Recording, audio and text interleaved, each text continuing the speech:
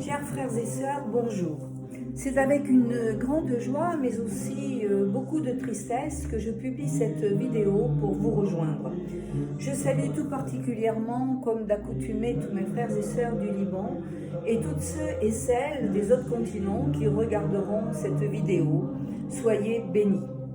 Grande joie, car comme vous l'aurez constaté, je viens de recevoir, je m'écarte un peu, ce très beau panneau de Saint-Charbel pour le livre Saint-Charbel, l'intemporel, dont je vous parlerai tout à l'heure, qui est pour moi une source de joie, de bénédiction de ce très grand saint, mais aussi une invitation, si vous voulez, à le prier davantage en ces temps si troublés. Alors je vous dirai pourquoi tout à l'heure, dans très peu de temps d'ailleurs. Mais aussi je fais cette vidéo avec une très grande tristesse suite au vu de l'allocution de notre président, donc Emmanuel Macron. Et à ce sujet, pour ne pas l'oublier, je vous donne une information très importante. Alors de nombreuses personnes en France, frères et sœurs et à l'étranger, exhortent leurs frères et sœurs à prier le Saint-Rosaire toute la journée de demain. Donc vous savez, comme moi, que la journée du vendredi 16 juillet sera la fête de Notre-Dame du Mont-Carmel. Et c'est un scoop, le président Emmanuel Macron tente donc de se rendre à Lourdes ce même jour, sera donc au sanctuaire de Lourdes ce même jour. Alors dans cette journée, nous prévoyons tous donc de demander à notre Reine du Ciel, notre Maman du Ciel et de la Terre, d'intervenir dans notre beau pays, mais aussi partout où c'est nécessaire, afin de maintenir aussi les peuples dans l'unité, la liberté, le respect et l'amour fraternel. Et pour nous, la France, d'être un exemple pour toutes les autres nations. Alors, nous nous engageons pour cette journée, je dirais, de prière. Vous savez que la prière, comme disait la petite Thérèse, prier et prier, la prière fait des miracles. Donc tout d'abord, nous utiliserons la journée donc, de Notre-Dame du Mont-Carmel pour prier le rosaire en communion avec toute l'Église aux intentions que viens de vous donner. Et donc selon un programme bien précis. Alors à 9h, nous réciterons les mystères joyeux, là où nous sommes. Après, c'est pas grave si chacun prie le rosaire à son rythme. L'essentiel, c'est qu'on soit tous en communion de prière les uns et les autres. À 12h, nous aurons les mystères lumineux. À 15h, les douloureux. Et à 18h, les mystères glorieux.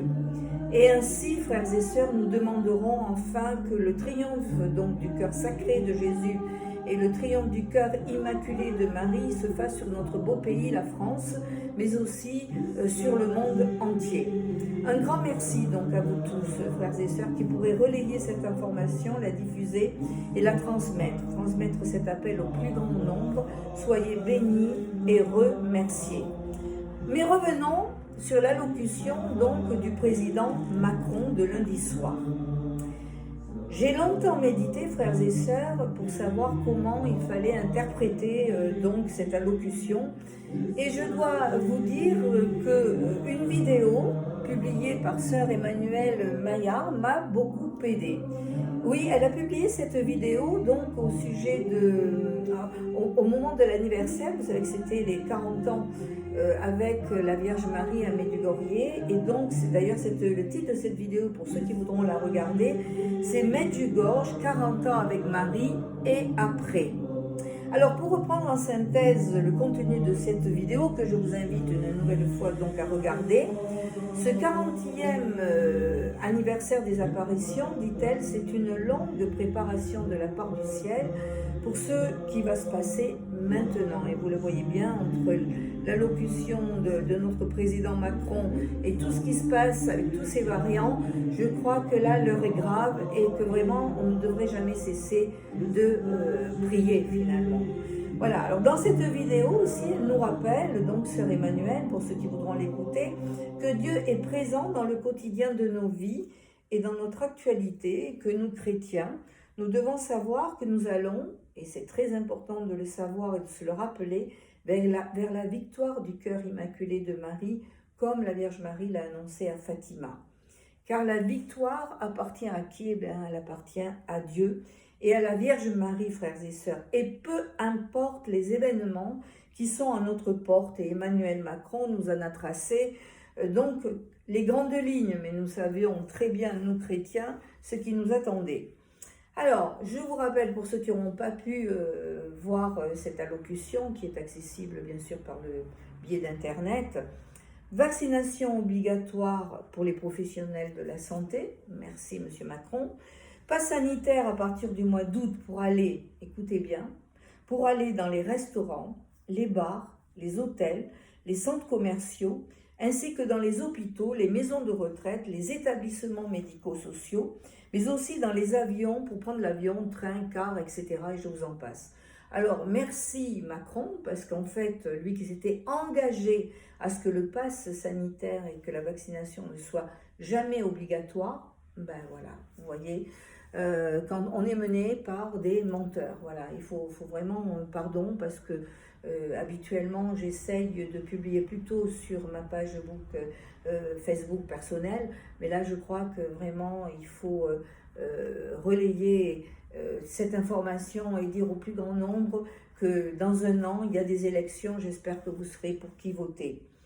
Alors, seuls les vaccinés, écoutez bien, les personnes négatives au Covid pourront accéder à ces lieux et en prime, écoutez bien la suite, à compter du 15 septembre, des contrôles qui seront opérés et des sanctions prises.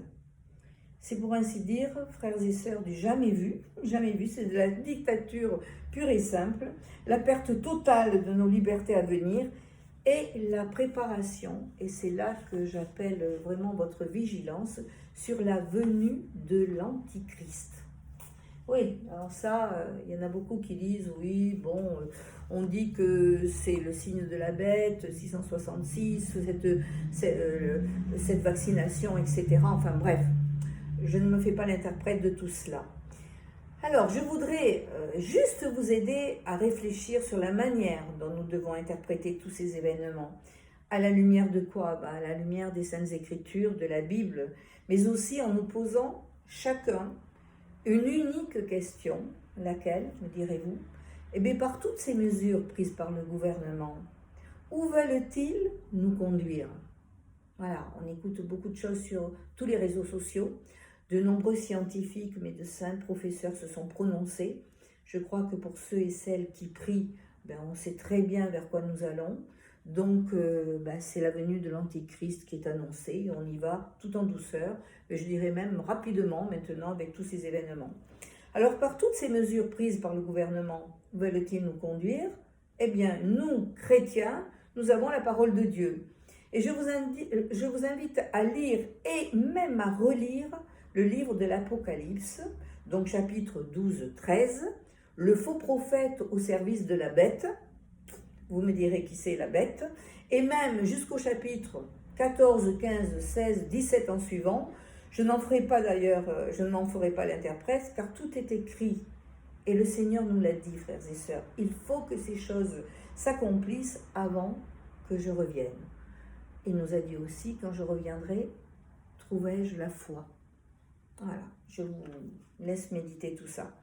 Nous avons aussi pour repère, frères et sœurs, et là je vous invite aussi pour ceux et celles qui ne connaîtraient pas tous ces messages, à faire une relecture de toutes les apparitions mariales en France, puisque nous sommes en France, mais dans le monde. Et donc je prendrai, pour ceux et celles qui voudront en faire la recherche, la Salette, Fatima, Lourdes, mais nous pouvons poursuivre avec Kibéo, Akita et bien évidemment Medjugorje. Bref, que devons-nous faire pour contrer ce projet diabolique? N'ayons pas peur du mot, parce que les gens ont peur maintenant voilà, on est complotiste dès qu'on s'oppose au gouvernement, on est complotiste si on dit qu'on ne veut pas la vaccination, on est complotiste parce que voilà, toutes ces lois iniques, que ce soit sur la bioéthique et autres, ont pour but de quoi? De faire venir encore plus vite et dater finalement l'Antichrist. Voilà, il est annoncé, tout le monde le sait. Alors, eh bien, la solution, moi je dirais qu'il n'y en a qu'une, que tous les plus grands saints vous diraient aussi, c'est celle de prier. Prier, prier et prier sans cesse et demander à Dieu le Père, le Fils, le Saint-Esprit de nous éclairer, de nous guider chaque jour davantage. Le ciel tout entier nous assiste, frères et sœurs. Souvent, on prend le chapelet, on l'égrène et on se dit, moi la première, oh là là, mais qu'est-ce qui se passe, que pouvons-nous faire? C'est le marasme général, la confusion. Il suffit de relire chaque jour l'évangile du jour pour comprendre à la lumière de l'Esprit Saint qu'effectivement ces temps que nous croyons et que nous espérions pas être ceux que nous vivons, eh bien ils étaient annoncés, frères et sœurs. Donc dans cet ultime combat, eh bien moi je vous invitais dans les précédentes vidéos à prier quotidiennement le chapelet de Saint-Michel-Archange, le chapelet donc de la miséricorde. Pour ce qui est de moi et de ce qui est d'un grand nombre, je sais que tout le monde prie le rosaire chaque jour, en tous les cas le chapelet. Eh bien écoutez, moi je le fais avec Lourdes, je vous ai mis sur le site d'ailleurs le lien pour réciter donc le chapelet quotidien avec Notre-Dame de Lourdes et Sainte Bernadette. Et je crois aussi, comme c'est l'année de Saint-Joseph, moi je vous invite véritablement à le prier quotidiennement. Moi c'est ce que je fais. Je récite le matin la litanie de Saint-Joseph. Et pour vous dire parallèlement à Saint-Michel-Archange, que nous avons la Vierge, nous avons après la Vierge Saint-Joseph. Et vous savez que dans la litanie, il est dit qu'il est la terreur des démons. Voilà. Alors, je vous ai aussi invité plusieurs fois à prier les 3 Ave Maria. Ça me paraît très court, parce qu'effectivement, on ouvre les yeux, on récite, ça peut être aussi au nom de la Très Sainte Trinité que nous pouvons le faire. Donc, les 3 Ave Maria, vous savez que, voilà, l'Angélus pour ceux qui le récitent aussi.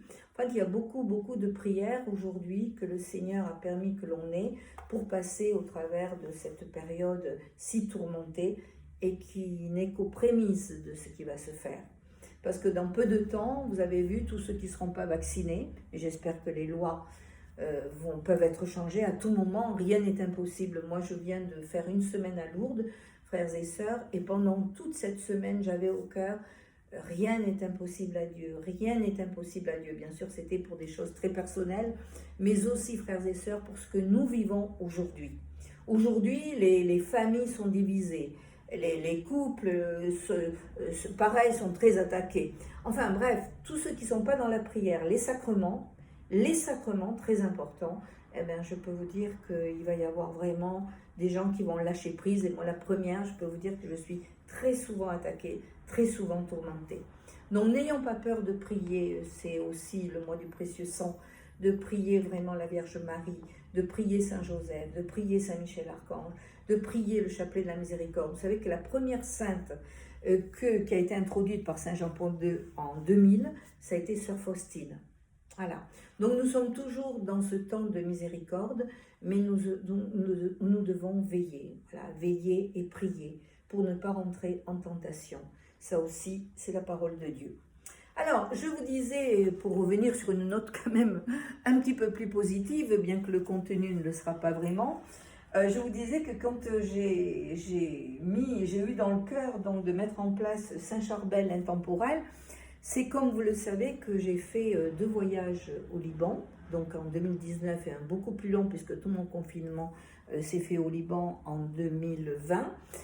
J'ai vraiment été de très nombreuses fois à Anaya et au tombeau de Saint-Charbel, où j'ai même d'ailleurs passé toute une nuit en prière avec un ami qui s'occupe de groupe, voilà, Johnny, que je salue s'il regarde un jour cette vidéo.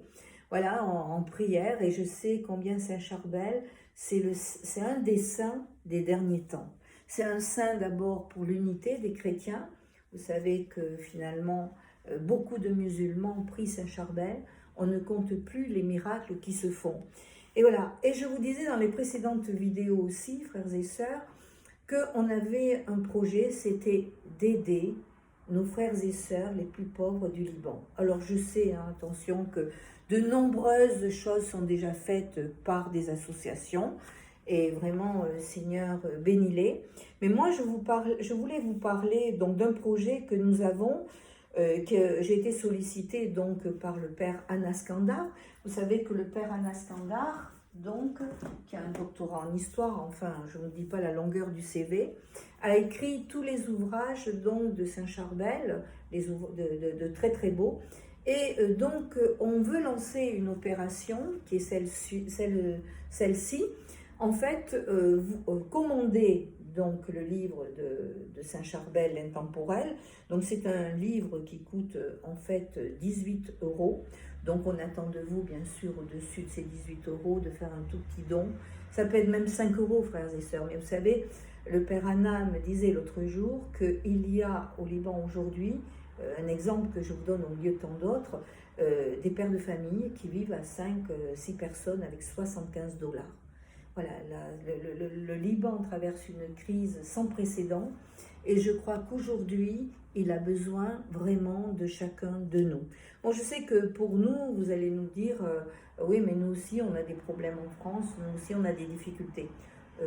On mange à notre faim, on a, je crois quand même, on est encore dans un pays où nous pouvons dire que nous avons tout ce qu'il nous faut, en tous les cas, largement ce qu'il nous faut. Et moi, pour avoir vécu plusieurs mois au Liban, je sais qu'aujourd'hui, le Liban, il souffre. Voilà.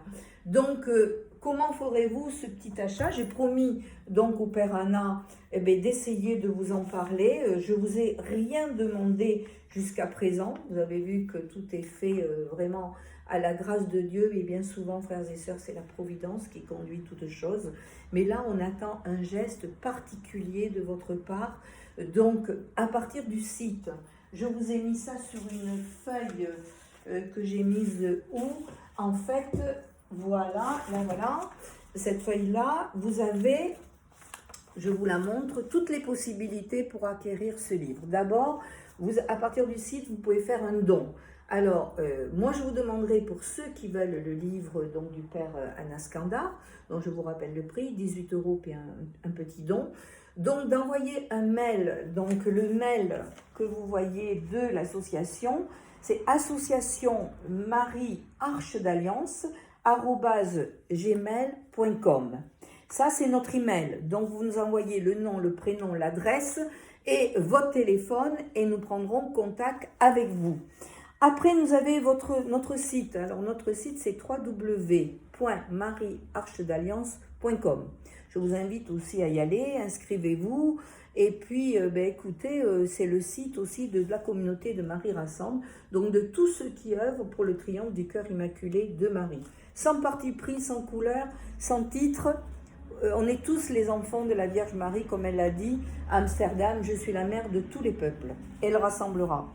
Donc notre adresse postale aussi, que je vous resignale, donc Association Marie Arche d'Alliance, 18 rue du Chêne, 33 320 Ésine, E-Y-S-I-N-E-S. Donc voilà, le père Anaskandar est souvent en lien avec moi, je le salue. Et en même temps, il célèbre tous les 22 du mois. Vous savez que le 22 est un jour très particulier, puisque c'est le jour du miracle à Naya. Et là, les foules se déplacent, vraiment de toutes les communautés se déplacent pour honorer ce grand saint et rendre grâce et louange à Dieu, hein, qui permet la vie de ces saints pour notre cheminement sur terre via le ciel. Voilà, que vous dire encore? Alors, je voulais vous dire aussi, oui, que dans l'église, vous savez,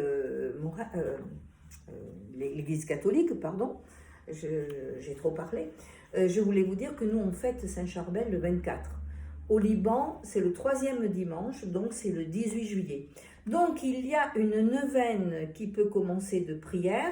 Je vous invite à aller sur le site, on la publie.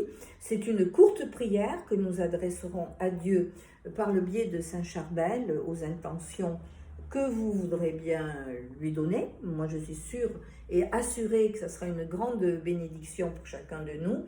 Donc, cette neuvaine commence donc ce soir 15 jusqu'au 23, sachant que la fête de Saint-Charbel est le 24 juillet, donc que nous fêterons en l'église catholique. Voilà, que vous dire encore? Les vidéos, faut pas qu'elles soient trop longues. Je regarde, ça fait quand même 19 minutes, ça commence, voilà. Donc, écoutez, je vais vous saluer. Je vous remercie donc pour tous ceux qui voudront faire ce geste d'acheter ce livre pour les pauvres du Liban. Vous savez que le père Anna Skandar, c'est lui qui va auprès des familles les plus démunies, là-bas sur le terrain. Et donc, tous les fonds, bien sûr, que vous verserez à travers l'achat de ce livre, qui est une source, ce sont des petites pierres précieuses, vraiment, ce livre. Moi, j'en lis des petits passages chaque jour, et je peux vous dire que vraiment, c'est un très grand saint que nous avons, Saint Charbel, l'intemporel. C'est vraiment un bon titre parce que ça correspond parfaitement à lui. Voilà, nous avons de multiples saints, bien évidemment. Mais là, aujourd'hui, je vous parle donc de Saint Charbel pour les pauvres, les plus pauvres du Liban. Voilà, je termine cette vidéo que je vais réécouter pour voir avant de la publier. J'espère pouvoir le faire d'ailleurs dans un court instant. Soyez bénis, remerciés. Merci pour tous ceux qui s'inscriront aussi. Merci de me donner votre email parce que souvent, on a différents projets pour 2022 si Dieu les permet. Et si on a vos mails, eh bien, ça sera une source de bénédiction autant pour nous que pour vous. Soyez bénis, frères et sœurs. Encore une fois, je salue donc tous ceux et celles qui nous écouteront, qui nous suivent. Et puis, belle fête de Notre-Dame du Mont-Carmel à tous. Belle neuvaine à Saint-Charbel et que Dieu vous bénisse. À très vite.